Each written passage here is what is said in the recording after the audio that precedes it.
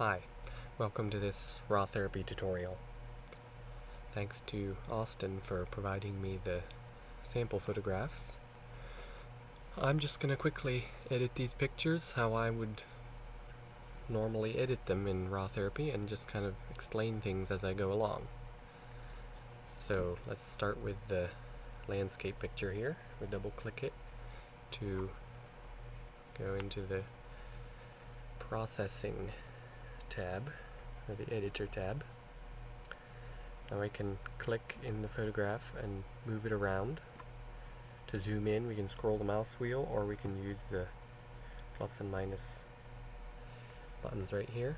We can go to 100% zoom 1:1, just click there, and you can scroll around with your mouse just by clicking and moving it around. And then you can fit the image to screen. Okay, so when we open this image, as you can see, this processing profile here says default. That's the profile that RawTherapee automatically applies to your raw file when you open it. If you want to see the raw file exactly as the camera saw it, you can change that to neutral. Now there's your original raw file without any edits whatsoever.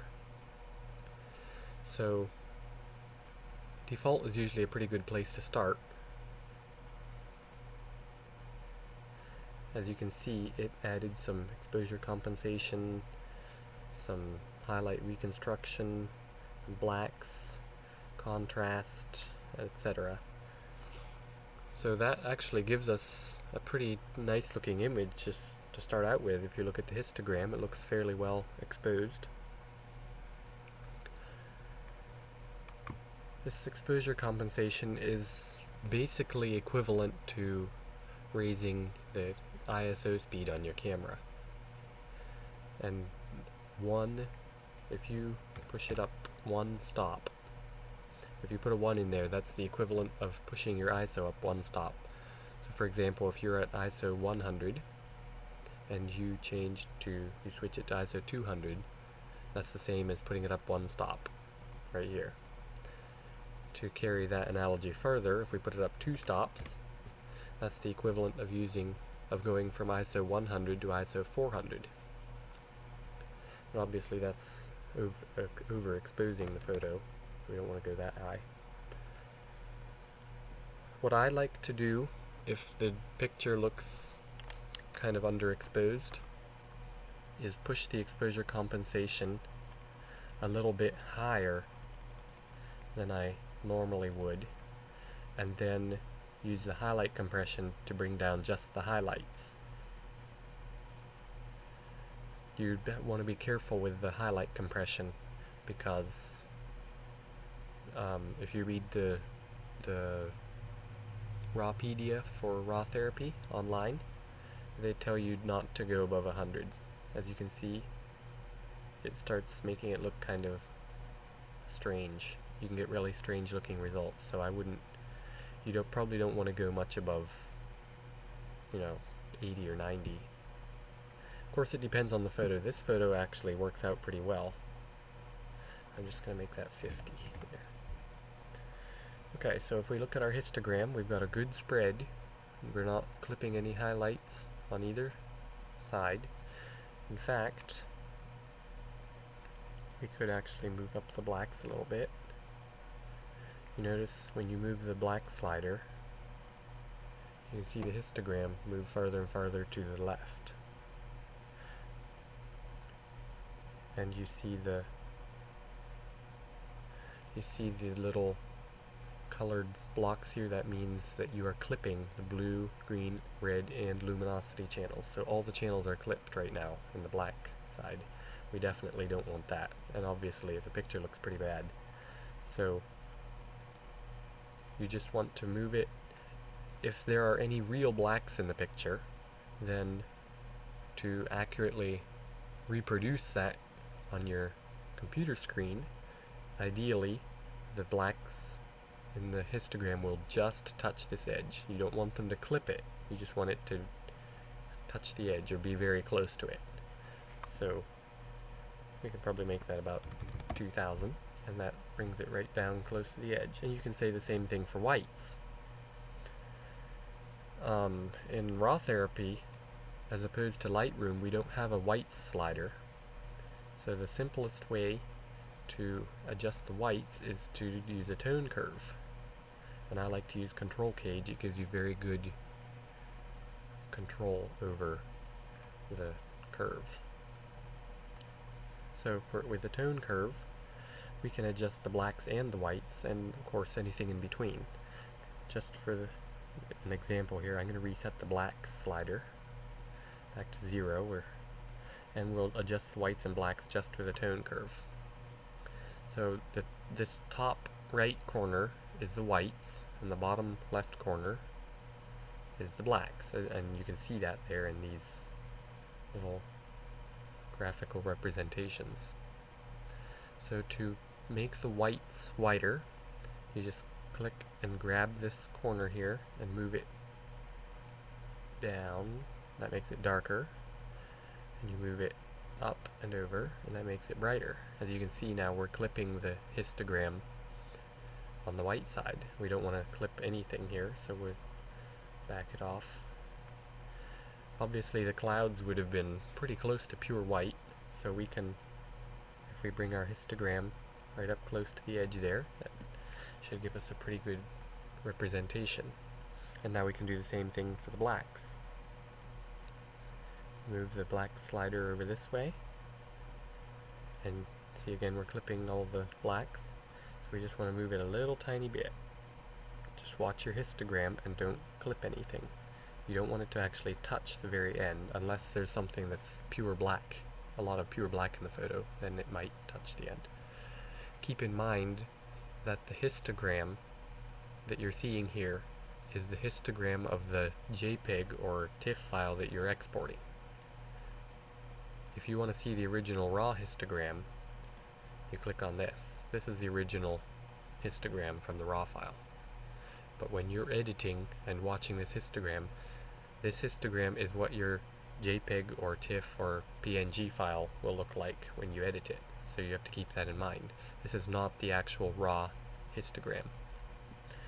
Okay, so we've edited our black and white points, and that added some nice contrast to the photo. If you go to the history here and toggle the tone curve on and off, you can see it added some nice contrast there.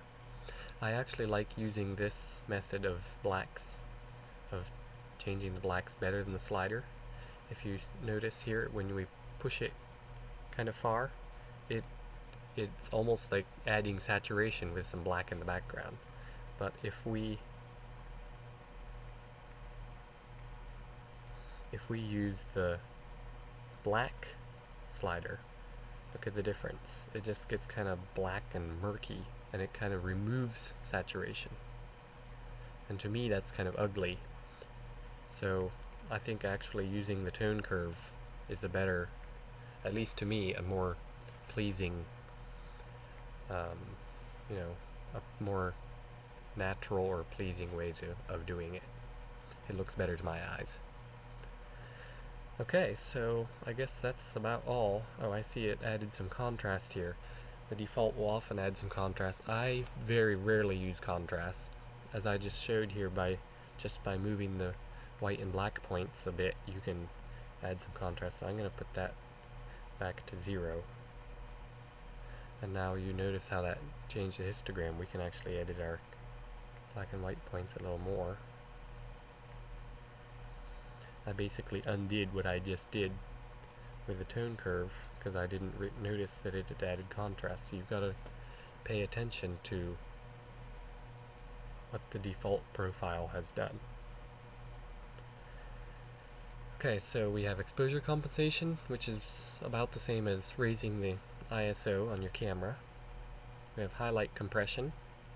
That compresses the highlights. If we turn off highlight construction and turn down highlight compression, you can see these little blown out whites here, and we notice this little gray box here means that the luminance channel is blown. So that means we're clipping the whites. We do not want that. So let's compress the highlights some. As you can see, they weren't actually blown in the raw file. If you look at the histogram, there's definitely no blown highlights. So we can recover everything quite well. This photo is actually a little bit underexposed according to the histogram.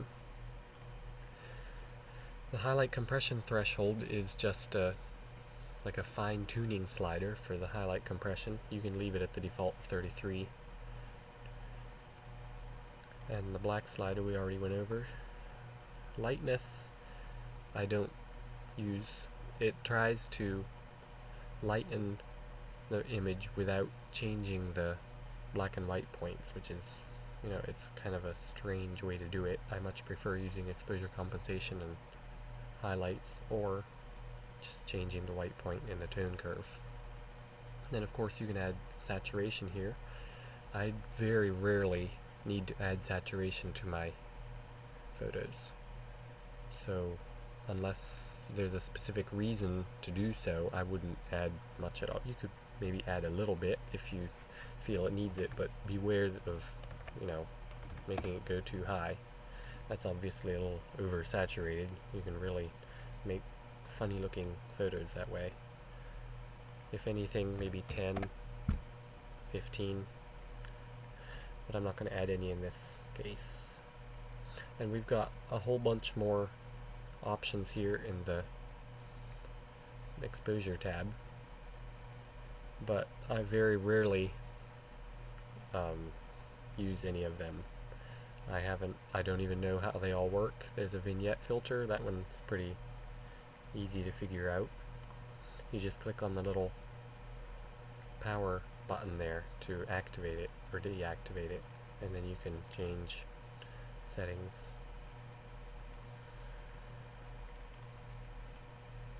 So anyway, that's pretty much it for the exposure tab. Now let's move over to the color tab. And here the main thing here is white balance. Auto white balance on the camera often needs a little tweaking, and so we can just change it however we want. We can make it warmer or cooler, and obviously it's easy to go way overboard with this. You've got to take this in little increments and be sure not to go to overdo it. A good way for setting white balance is to use the spot white balance tool.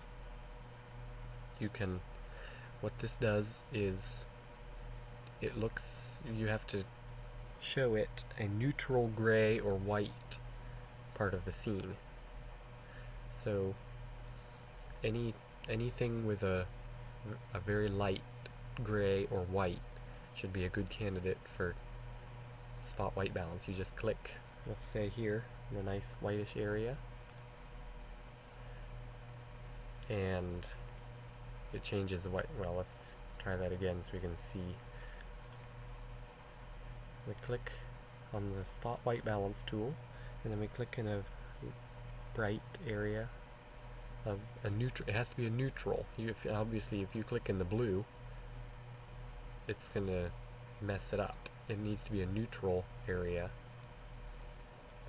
that's neither blue nor red nor green, so that's why you need to choose a white or a gray area. So if I click here in a bright area, that automatically adjusts the white balance to what it should be based on the neutral gray in the photo. As you can see, that made it quite a bit cooler. Not a whole lot, just about 300 degrees, about 350 degrees Kelvin. I like to round it off. I'd probably make that 4900, just, if I'm telling anybody the settings I used, it's a lot easier to say 4900 than 4832. And now to cancel the spot white balance tool, you just right click on it with your mouse and you get back your tool for moving around. I've had this white balance tool on and I could not figure out how to get rid of it, but then I finally remembered it's just the right click with your mouse. Okay, so we set our white balance, warm and cool. We also have a tool here for adjusting the tint to more for green and magenta. This one doesn't need tweaked quite so often, but every once in a while you'll get a picture with a really strange color cast, a greenish cast or a purplish cast, and you need to edit it. So that's a very useful tool to have. This is more for strange lighting situations. And let's set, if you want to go back to the original that the camera had set, and you click here under method and go all the way up to the top where it says camera, and that'll set it back to the default that the camera took it with.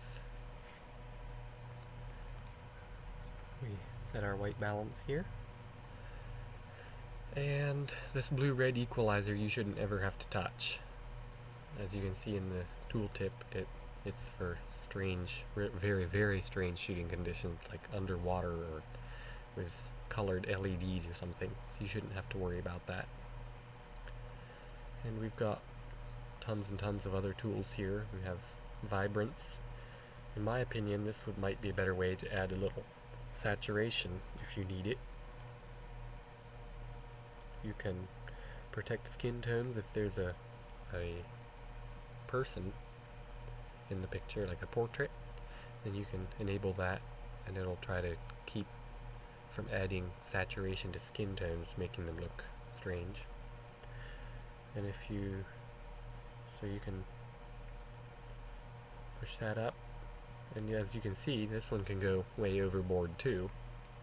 But if you just push that up a little, it adds just a little saturation without overdoing it. You should never need to push that slider very far. And you have to remember to turn that on and off. I've gone in here before and changed settings and thought, what in the world, why isn't it's not doing anything? You have to remember to click the little power button there to actually turn it on. Okay, so we have vibrance. We have a channel mixer for editing the individual red, green, and blue channels. I very rarely do anything with that. There are specific reasons for doing that, but in a normal photograph you shouldn't need to use that. We have black and white. We can desaturate, and we can use different color filters to make different effects. I haven't played much with this, but it looks like a pretty neat tool for black and white. And there's a bunch of other stuff that I haven't really played with. You have RGB curves, but the white balance is the main thing. White balance and vibrance would be probably the main two things that you would need just for normal everyday photos. Okay, let's go on to see, we've got all these different tabs here. Let's try crop.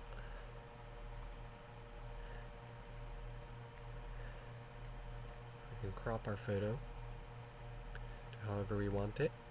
If we want to lock the ratio to keep the same aspect ratio, I'm not actually going to crop here, I'm just showing you how to use it.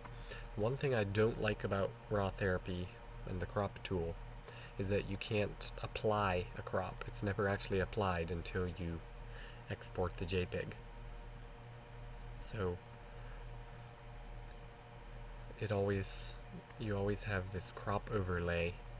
You know, you always can still see the original image just with the crop overlay. And that's really kind of a bummer to me. I much prefer the way Lightroom or most other software does it. It crops out the image that you don't want to see, and that makes it easier for you to visualize how it should look. If you don't want this grid to show, you can turn that off, and that makes it a little less distracting.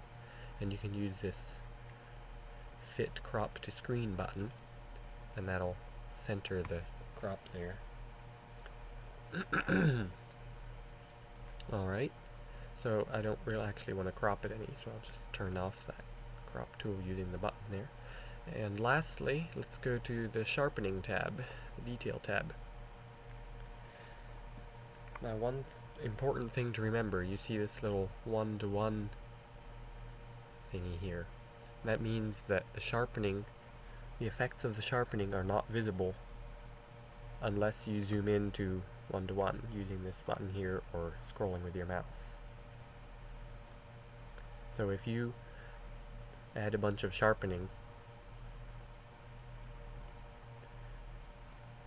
there, we turn it on and off, you can see that sharpens it quite a bit. If you add a bunch of sharpening but aren't zoomed in all the way, you're not going to see any effect. You have to be zoomed in to 1-to-1. If you don't want to be zoomed in all the way, but still need to see the effect of sharpening, you can add a little detail window here, and it gives you this little window that shows 1-to-1. If you hover right over the edges of it, you get this move tool, you can move it around, and that's really handy. So if you want to sharpen and just see a little bit of it while seeing the whole picture, you can do that. Okay, let's reset these and turn on our sharpening. Okay. Obviously, this picture is not particularly sharp, so we can use a little sharpening to bring out the detail here. The default radius of 0.5 is a good starting point, and you can adjust the amount here to give more sharpening. If you push it really far, you can see it's easier to see what it does. Toggle it on and off. Now, if you notice, you're getting quite a bit of grain here, noise. This is actually quite a bit over sharpened. I probably wouldn't go past 500 for sure in any normal circumstances. So you want to keep from over sharpening your image. One thing I have found, if you want your picture to look sharper when it's resized, like resized for the web, maybe 1200 or 1600 pixels, if you turn up the radius, say to 0.7, that helps to make it look sharper when it's zoomed out, it's resized. Obviously we can't see the preview here in RawTherapee, but once we've saved it, it will definitely make it look a little sharper to use a high radius. But you have to be careful, because if you go too high, then you start getting artifacts. You look at that, that doesn't even look natural, that looks like a painting. So, but if you stay under 1, say 0.6, 0.7, even 0.8, you should be good. And then you can adjust the amount, as we already discussed. Sharpening is really a matter of taste. Some people like it to look, almost over sharpened. Other people like to leave it more natural. But one very important thing here is the sharpen only edges option. What that does is sharpens only the edges. If you notice up here in the sky, let's uncheck that, you notice the noise here. What this sharpening is doing is applying over the whole image, every bit of it, regardless of whether there's actually any detail or not. So in areas with no detail, like the sky here, it's trying to add detail where there isn't any, and making it really grainy. So if we check the Sharpen Only Edges tool, you notice that gets rid of all that grain in the sky. And it tells the sharpening tool to only sharpen areas where there are detail. Now this is obviously turned up way too high. We're kind of making it muddy here. We can turn the radius down. The lower the radius, if you turn the radius all the way down, then it's basically the same as turning off Sharpen Only Edges. See, it doesn't make much difference. So if you turn it up a little, maybe to 0.9, 0.8, then that you can create a balance between sharpening details and sharpening areas with no details. And this edge tolerance tool is sort of it works on top of the radius. If you turn down the edge tolerance all the way, it's the same as turning down the radius all the way. You start getting more green in the sky. So you just have to kind of work with it. There's no hard and fast rules for sharpening, but we can say we'll just reset that to the default of 1000. Well, we might pull it down just a tad.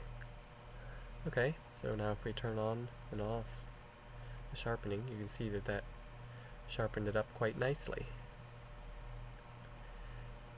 Okay, and one other thing, noise reduction. This is important, especially on photos taken at higher ISOs, ISO 1600, ISO 3200. I just hit the I key here to show the EXIF data. It looks like this one was taken at ISO 100, so it shouldn't need much noise reduction, but we'll just quickly go through it anyway. We turn it on here, and just enabling noise reduction will get rid of the color noise that you see at higher ISOs. On this particular photo there aren't any, or not much, because it's such a low ISO, but if you want to reduce noise, you push the luminance up. Again, I'm going to push it really far to show what it does. See, it smooths things out. Obviously there's not any noise in this photo with the luminance noise reduction turned up that high, but that's just to show what it does. If you have high ISO image, you might need to push it up to, 25. Probably you don't want to go any higher than 25. Usually I've found 10 to 15 is a pretty good balance between smoothing it out and not losing a bunch of detail by going too far. So, but in this case I don't think we need any noise reduction. We'll just leave that at 0. If you notice the chrominance noise, I think that's the color noise. It's set to automatic, so I just leave it at that. There are lots of settings here you can tweak if you know what you're doing, but for the average shot you shouldn't need to bother with that. One other thing, if you are shooting at high ISOs, you can check this ISO high, ISO medium, open it with a different profile, and I think that automatically applies some noise reduction to help control that. And of course you've got all these other profiles too. I have not tried them all, but you can experiment with those to get some effects without having to do changing all the settings yourself. It gives you some good starting points. Okay, so we have adjusted the exposure, the black and white points, we've sharpened, we've turned on the noise reduction, adjusted the white balance, vibrance, saturation, and crop tool. We can crop if we want to. So now that we've made all our edits, we need to save our image. To save our image, we just go down here to the Save Current Image button, or you can use the keyboard shortcut Control S. We click on that. That brings up our save dialog. I'll save it here in my RawTherapee tutorial folder. This folder contains the raw files that I'm working on, and what I like to do is create a subfolder of that folder, call it Exported JPEGs, and then I save my JPEG copy of it in the Exported JPEG subfolder, so that kind of keeps them separate. And I'm not sure why the file name disappeared here, but we'll keep the original file name. And we don't need to add a file extension. The file format here, JPEG, will automatically add the JPEG extension. We can JPEG 8-bit is normal, the default. It's the most common file format. It's a good one to use when you're sharing it with other people, like hosting it online or something. Here we can control the compression settings. Putting this down lower will compress it more and give you a much smaller file size. But the lower you go, the lower quality your picture will look. If you put it way down here in the tens and the teens, it's going to look really, really bad. You'll have little blocks of JPEG compression artifacts. It won't look good at all. 100 is highest quality, and that will result in a very, very large file size. I like to kind of strike a balance, say 95, 94. That compresses it some to bring down the file size, but it doesn't compress it enough to really make the JPEG artifacts show up. So it's a really, you probably wouldn't even be able to see any difference between 94 and 100 as far as image quality is concerned. So I compress it a little bit just to save on hard drive space. So once we've set our JPEG file format to JPEG, set our JPEG quality, we can set best quality or balanced. Balanced is usually a good option. And we make sure it's set to save immediately. And then we hit OK. And you see this dialog here shows when it's done saving. Now we can go to our folder here, and here's our saved file.